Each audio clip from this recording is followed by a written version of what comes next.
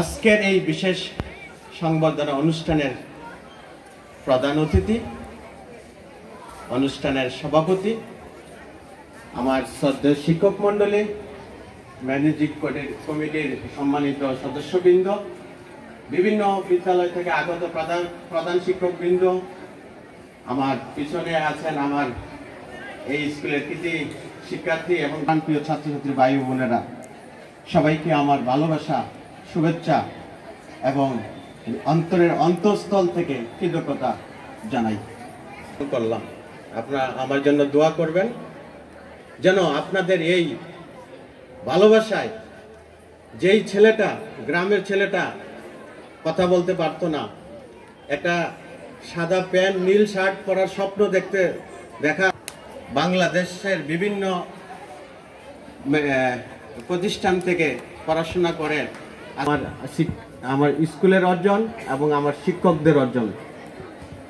আমি কৃতজ্ঞতার সাথে স্মরণ করছি আজকের এই সংবর্ধনা অনুষ্ঠানে অত্র উত্তর সুরমা এলাকায় শিক্ষা বিস্তারে যারা অতি নিজের জীবন ব্যয় করে বিভিন্ন শিক্ষা প্রতিষ্ঠান গড়ে তুলেছেন, সকল ব্যক্তিবর্গদের আজকের এই অনুষ্ঠানের মাধ্যমে স্মরণ করেছি, কারণ প্রতিষ্ঠিত হয়েছে এবং এই প্রতিষ্ঠান আর অন্যান্য যত ব্যক্তিবর্গ আছে সবাইকে তৈরি করেছে। শুধুমাত্র চিকিৎসা কেন্দ্র চারিদিকে ছড়িয়ে পড়েছে। আমি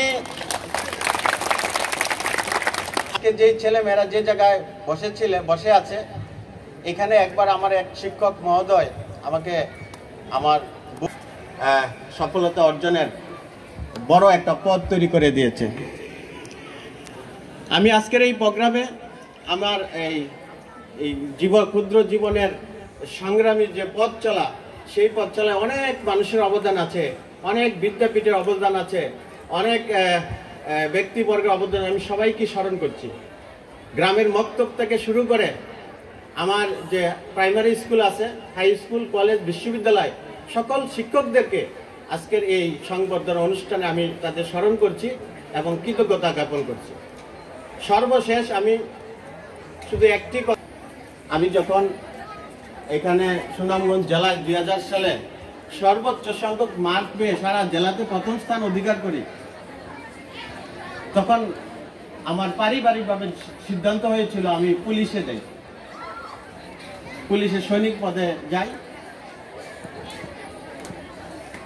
এবং আমার যে প্রয়াত বাবা এবং আমার যে এখন শিক্ষাগুরু আছেন ফাদার দিলীপ সরকার, তারা হতবাক হয়ে গিয়েছিলেন, তুমি পুলিশ হবা কেন, তুমি ভালো প্রতিষ্ঠানে পড়বা।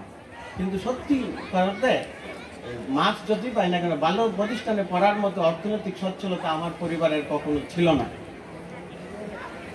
তখন ফাদার বলল ডম কলেজে পড়বা। ফাদার একটা চিঠি লিখে দিলেন এবং আমি পরীক্ষায় অংশগ্রহণ করলাম এবং অত্যন্ত দুঃখের সাথে বলতে হয় সেই পরীক্ষায় আমি অকৃতকার্য হই এবং গণিত পরীক্ষায় খুব খারাপ রেজাল্ট করি।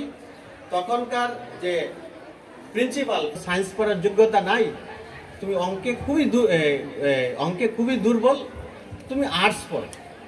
সে কথা যখন আমি ফাদারকে এসে বলি, ফাদার আবার একটা চিঠি লেখার পরিপ্রেক্ষিতে আবার আমি ফাদার বেঞ্জামিনের সাথে দেখা করি।